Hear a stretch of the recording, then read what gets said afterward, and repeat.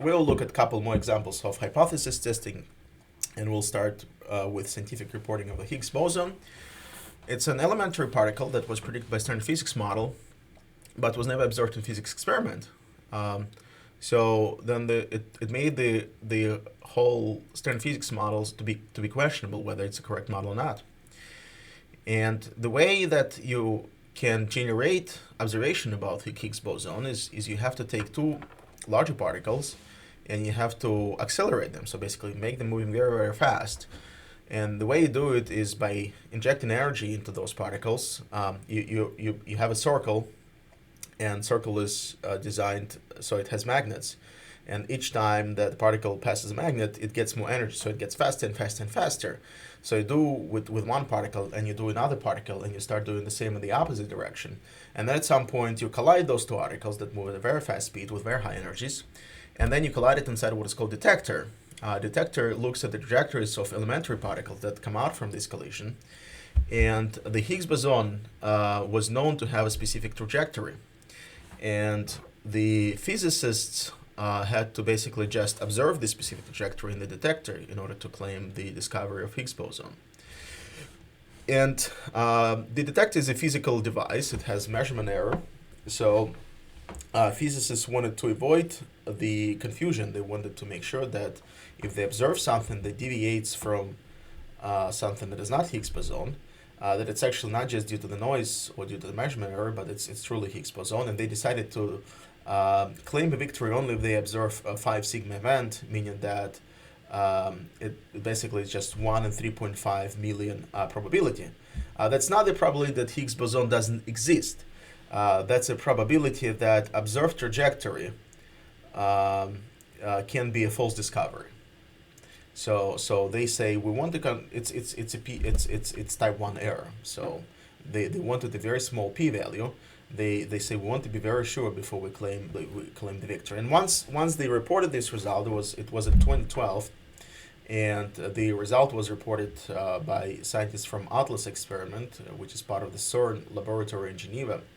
Atlas is one of those detectors, and they have several detectors in the CERN, but Atlas is the one that discovered the Higgs boson trajectory. And once the report was made in 2012 about the Higgs boson discovery, and that basically led also to the Nobel Prize to the people who designed the experiment for the Higgs boson. So once the report was made, there was a lot of discussion among statisticians and physicists they really had to wait for this 5 sigma event because there were 3 sigma events observed before, but physicists decided to be on a very cautious side and wait for this 5 sigma event before making an official report. And so 5 sigma event means your t-score, z-score is 5. Wrong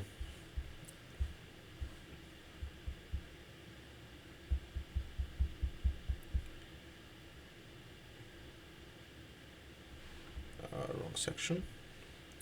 It means that your t-score, z-score is 5. But it also means that the p corresponds to the p-value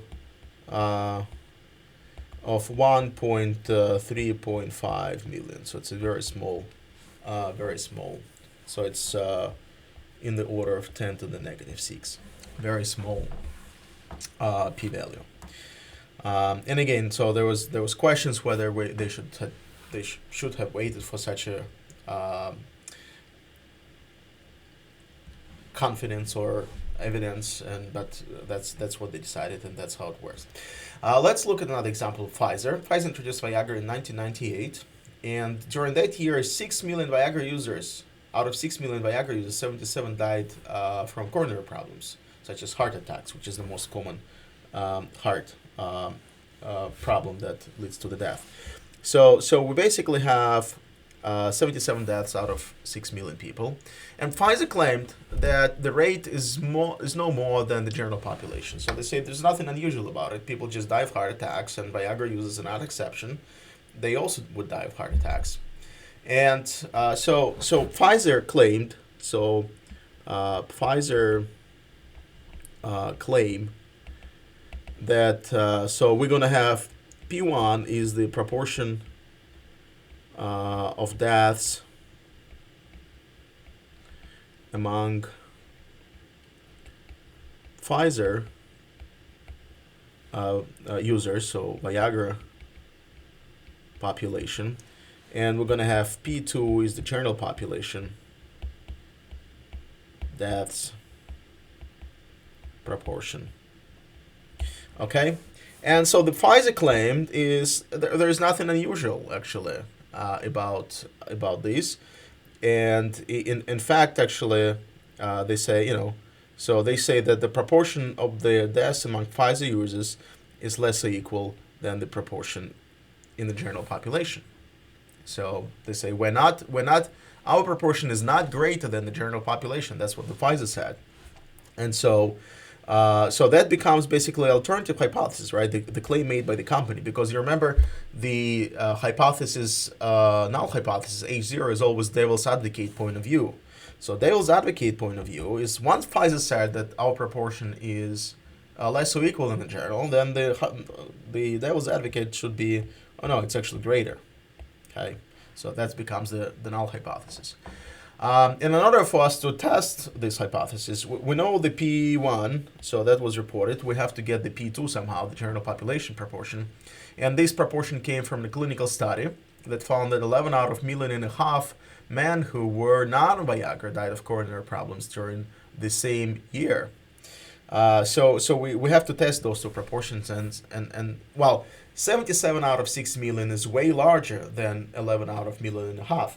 But the question is whether this difference is due to some measurement error or sampling error, or it's actually statistically significant difference. And we're going to do it by looking at the confidence interval. So we're going to look at the confidence interval. We're going to take the difference between the Pfizer proportion, so that's our Pfizer proportion,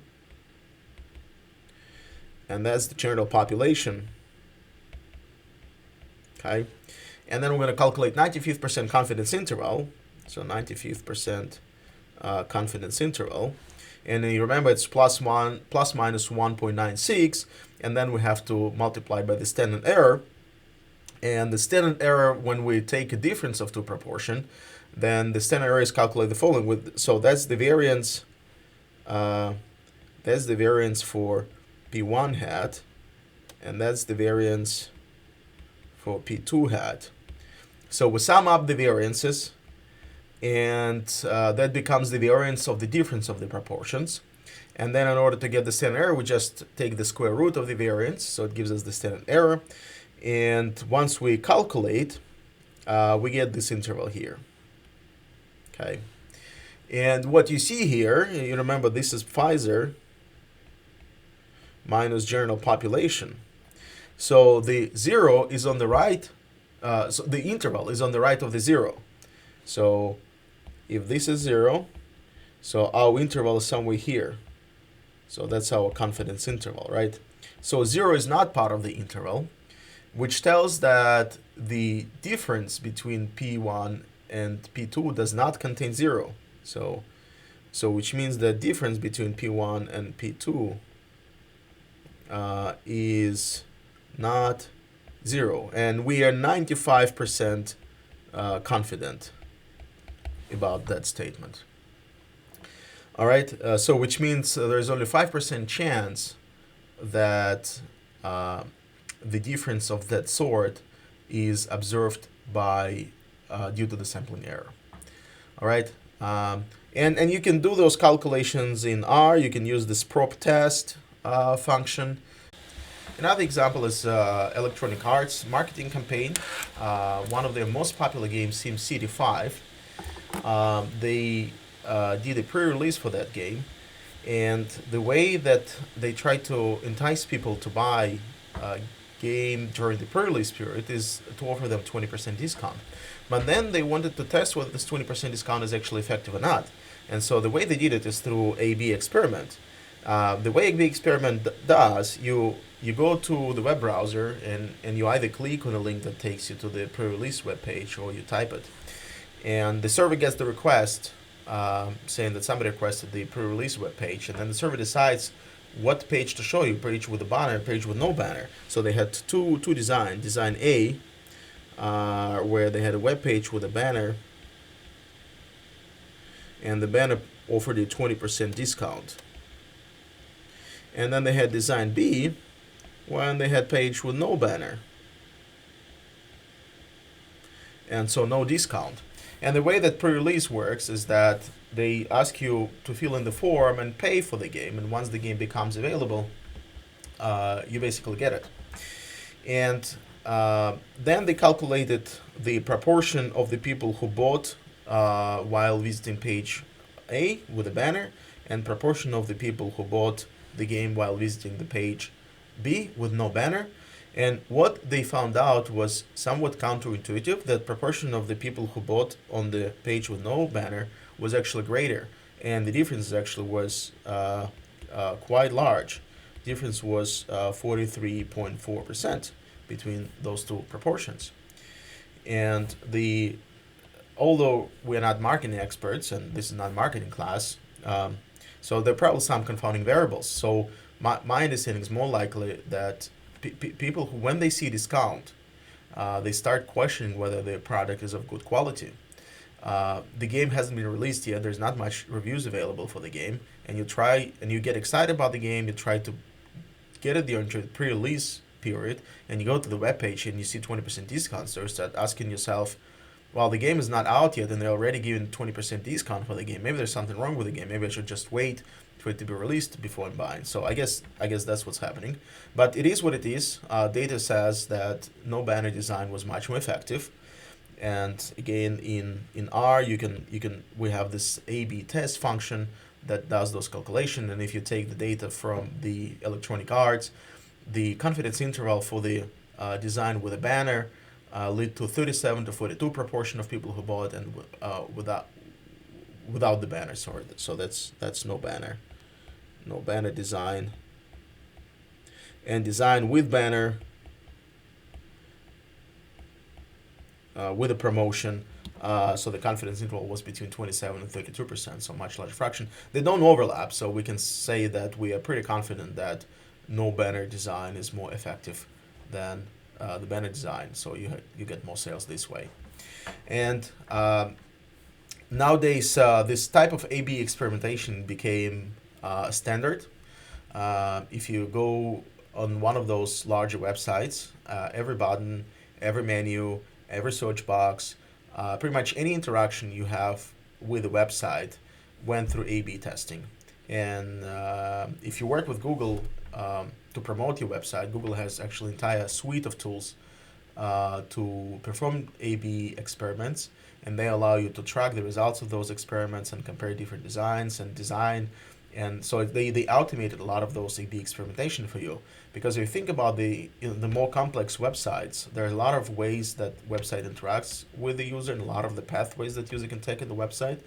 So, and it's not just single element, show banner, no show banner. So there's much more complex ways that nowadays websites interact with people. And so the A/B experiments become very complicated and very large, meaning that there are a lot of different features that website designers want to test. And so Google has an entire suite of tools to do that. And this article, which is linked in the notes, talks about A/B experimentation in Netflix. Netflix claims that everything they do goes through A/B experimentation, so they don't implement any new features on the website before it was A/B experimented. And it's not just the location of the buttons, it's also, for example, how the movies are presented to the user. So one of the stories they talk about in the article is apparently humans make decision whether to watch a movie or not to watch a movie based on this little image that associated with the movie. So when you go and see the list of the movies, you will see the title and you see a little image. And before they massively release the video, Netflix does A/B experimentation. What type of picture attracts more clickers? And there's a funny story that they talk about in the article when, for one of the movies, the A/B experiments showed that if you remove the image of the main character from this little picture, then actually more people will click on this movie. And so they did that. And then the actor who played the main character actually got very upset. How come his face was not on the image associated with the movie? And so there was a whole debate between the producers and Netflix. And essentially they put the image of the actor back. And one of the engineers from Netflix claims that actually at the end the decision is 70% machine and 30% human, because machines doesn't understand the full context all the time. For example, the conflict between the producer and the Netflix company, machine doesn't know about that, and in order to avoid those type of conflicts, they actually go against machine's decisions sometimes and modify the suggested designs. All right, so one more scientific discovery of argon, which was discovered by Lord Rayleigh, who won a Nobel Prize for this discovery. And it occurred when he noticed a small discrepancy between the weight of nitrogen, the chemically compounded nitrogen, so basically pure nitrogen, which was resulted from a chemical reaction, and the nitrogen that was derived from air. So people believe that air consists of nitrogen, oxygen, hydrogen. So if you remove the oxygen and hydrogen, then you're supposed to have nitrogen only in the air. And what Lord Rayleigh did, he took air and he removed oxygen, he removed hydrogen, and assumed nitrogen was left. And then he took the specific volume of this gas and he put it on scales and weighted it. And then he took the pure nitrogen and he also weighed it. And he realized that pure nitrogen is actually not as heavy as the nitrogen that comes from the air. And so he did this experiment many times, and every single time he realized that it's actually lighter. And he realized that there is something else in this gas that comes out of the air. It's not just the nitrogen. So once it was hydrogen and oxygen, there's something else left by nitrogen, and that's later he discovered it was actually argon gas that was part of the air mixture. And so that's the results of his experiments. So those are actual results. So that's the weight of the nitrogen from the air and weight of the nitrogen from the chemical decomposition. And you see the discrepancy is very small. So if you just take this measurement and this measurement, claiming a discovery based on those two numbers is not a solid idea, just because the measurements are noisy. And you can see the discrepancy between those two numbers just because of this noisy measurement error.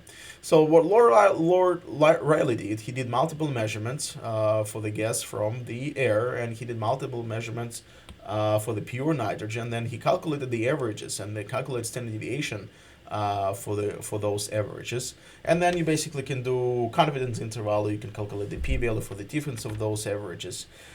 Instead of calculating, we're going to do it graphically. So what you see here on the left, so that's a box plot for the nitrogen from air.